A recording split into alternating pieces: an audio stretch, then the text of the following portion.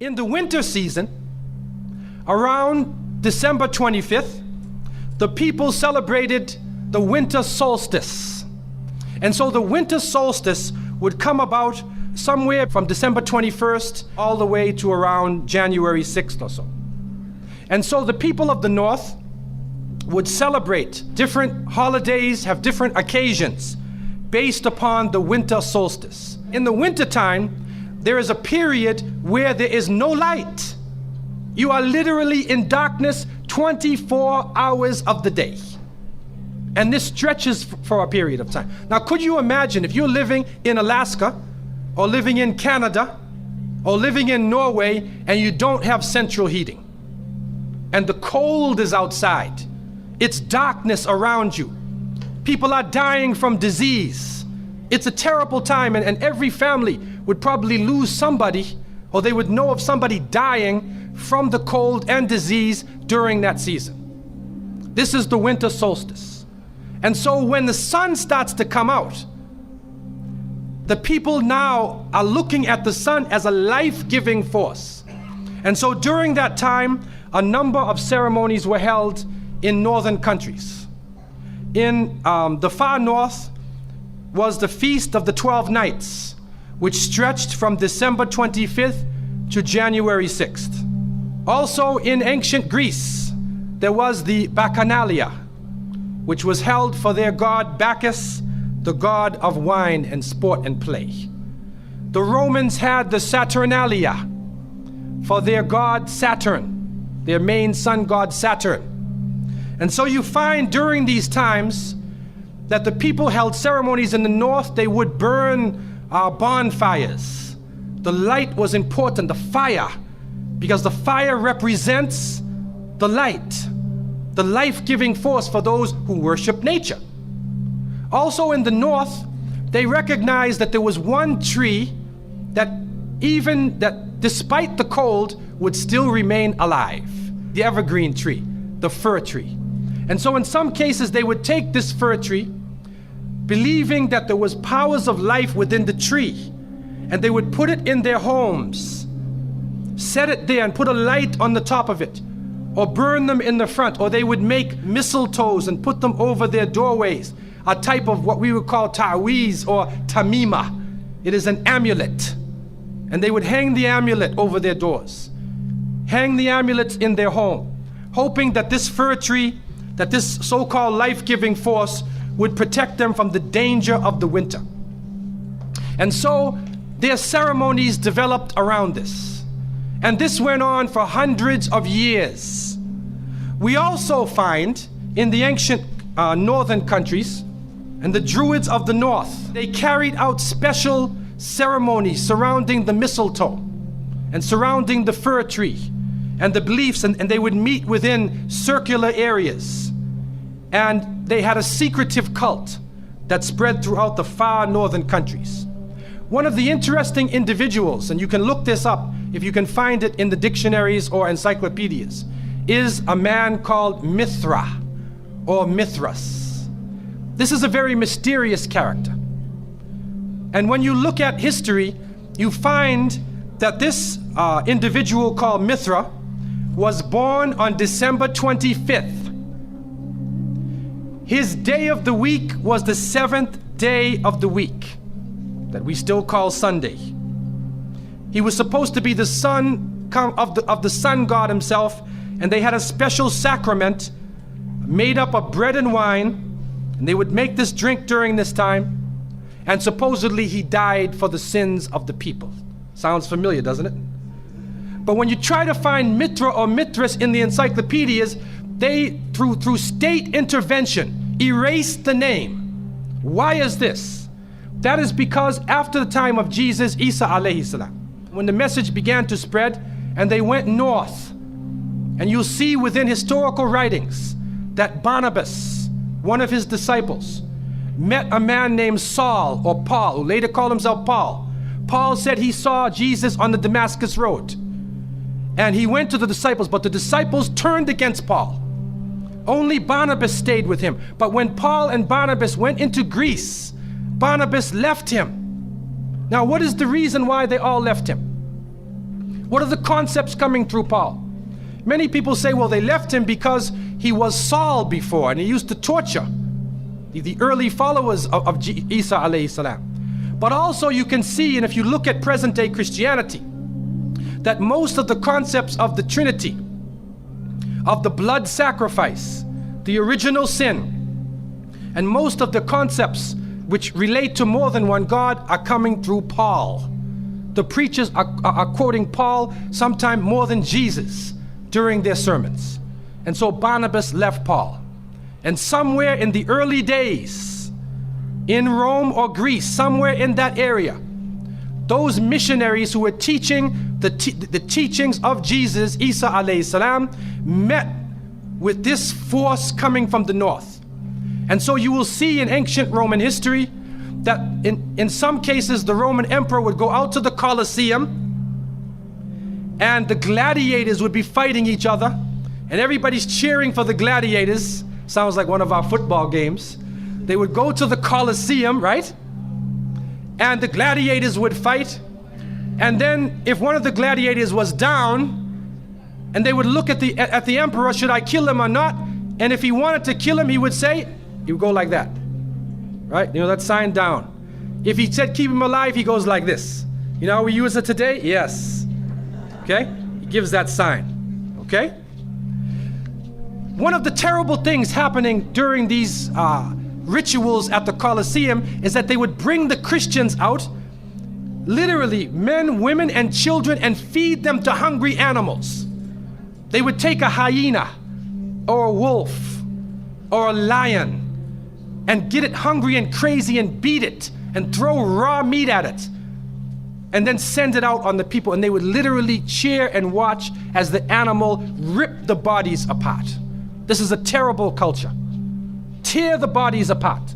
And so somewhere along the line, somebody who couldn't take the torture, who felt that maybe we can win these people over, made a compromise. And you start to see changes going on from the early part of the Christian era in Southern Europe, where the major ceremonies held by the nature worshiping people are combined with Christian names and Christian ceremonies, and therefore what comes forth to us is a mixture with the two streams coming together, where you get a monotheistic name or a monotheistic character with a pagan ceremony. And so the mixture of this together is what is giving us the present day holidays that we see. Number one, we understand that Isa alayhi salam, according to the different reports of the different scholars in many religions, he was not born in the cold weather. History shows us that he was born during the warm weather. Even in the Christian traditions, they have the belief that the shepherds were tending their flocks outside. And in Palestine, you cannot keep your flocks outside.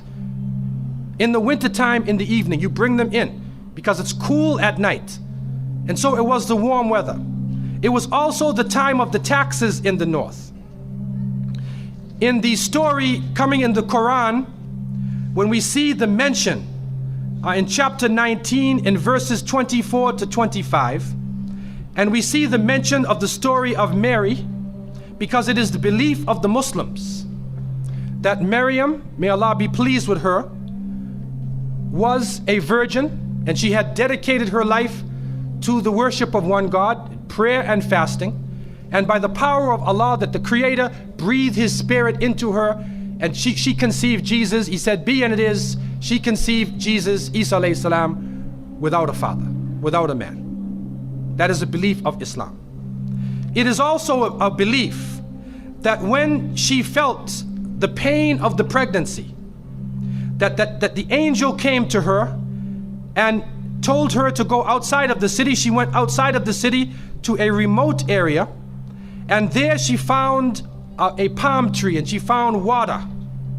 And it was speaking about rutub, janniya. It was speaking about a type of rutub, or a type of dates. And those who know, who have lived in the desert area, know that when the dates become ripe, when you start to see the color of the dates change, because dates are not brown, you know. Dates are originally red and they're yellow, they're other colors, but they turn the brown. It's at the height of the heat that the dates become ripe. And so it's at that time that she gave birth to Isa alayhi salam. So from different points of view, different historical points of view and different religions, we understand that Isa alayhi salam was not born during the winter season. He was born in the warm weather.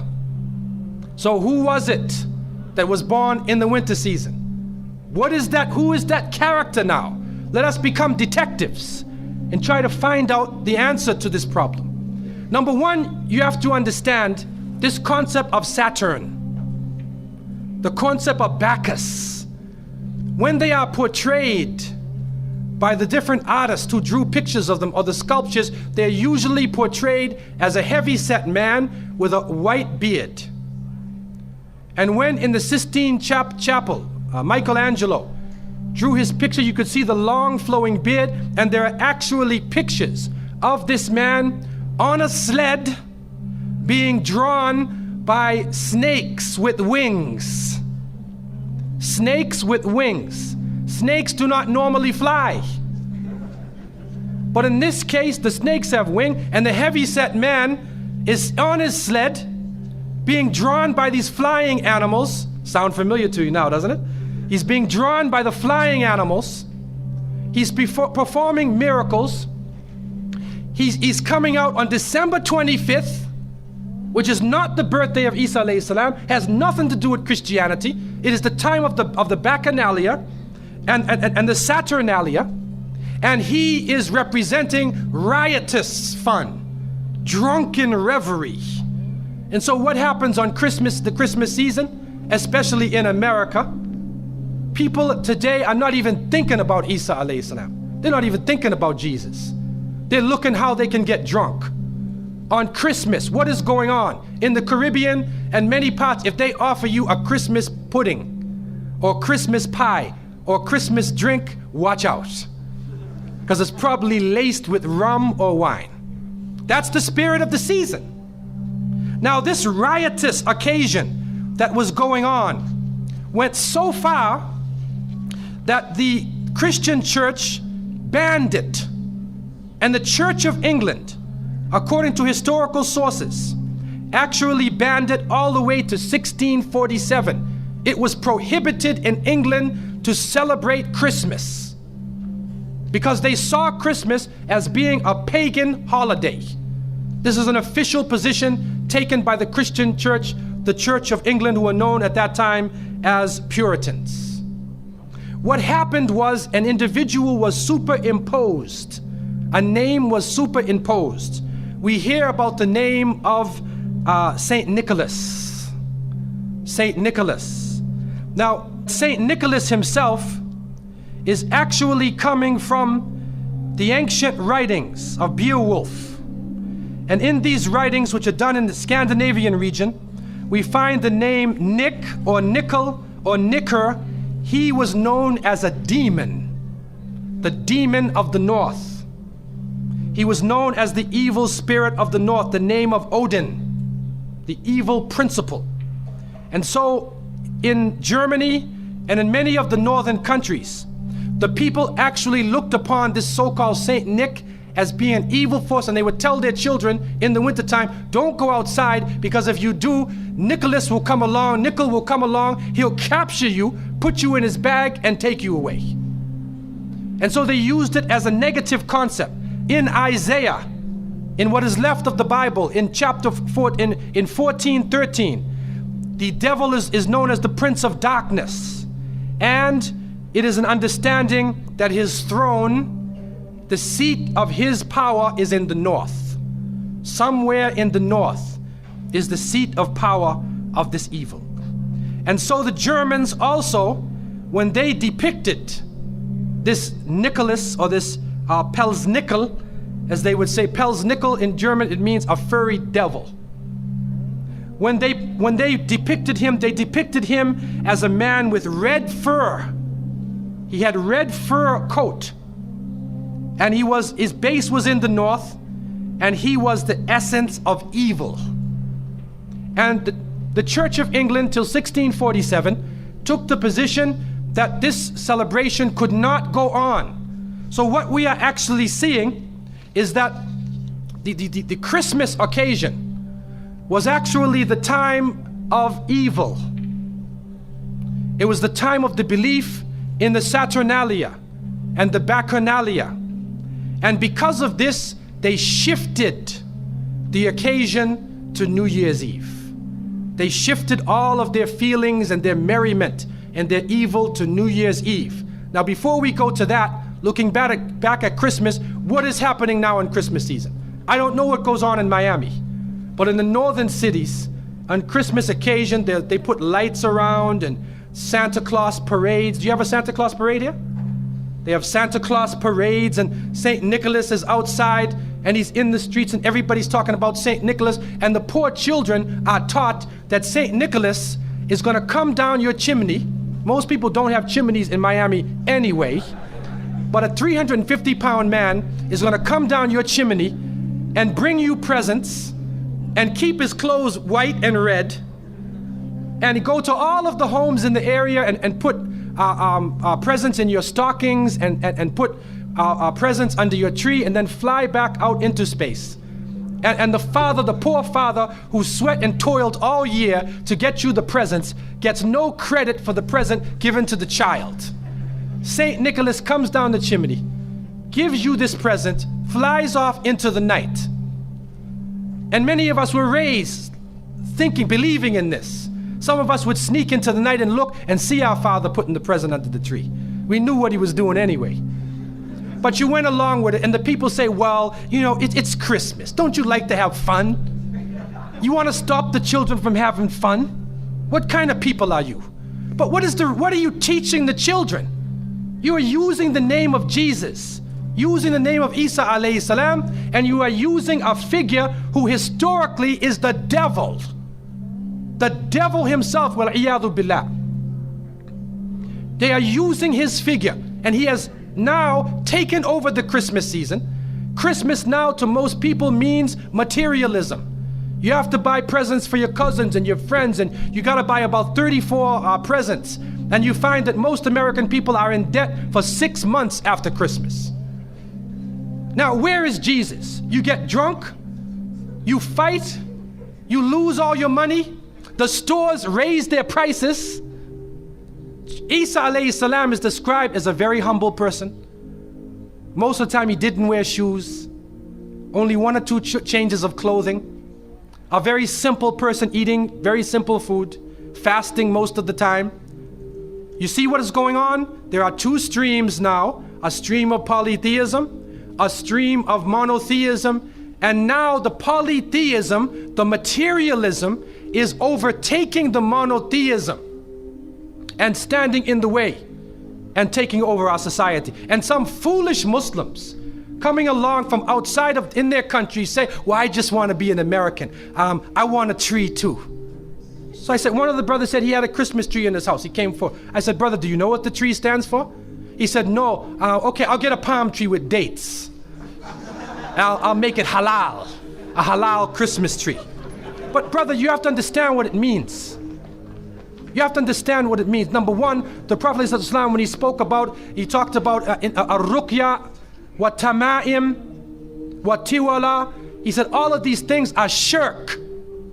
That if you hang amulets thinking that this ta'weez or this amulet is going to protect you from something, then you are actually giving power to the creation of Allah and taking it away from the Creator.